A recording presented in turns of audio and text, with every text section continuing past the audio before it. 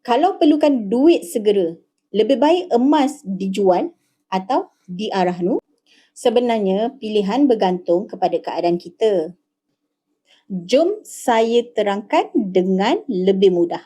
Kalau masih sayang emas dan yakin boleh tebus semula, arahnu adalah pilihan yang sesuai. Kita dapat tunai segera tetapi emas masih dekat tangan kita. Selepas tebus, emas tersebut masih kita boleh gunakan untuk kecemasan pada masa akan datang. Tapi kalau tak ada perancangan untuk tebus mula atau memang dah niat untuk lepaskan emas tersebut, jual adalah pilihan yang terbaik. Kita dapat wang tunai, tapi selepas kita jual, emas tu dah bukan jadi milik kita. Dan jika kita nak beli lagi lepas ni, kemungkinan harga lebih tinggi daripada sebelum yang kita pernah beli dulu. Sebab tu saya selalu pesan, sebelum buat keputusan, fikirkan dulu matlamat kita.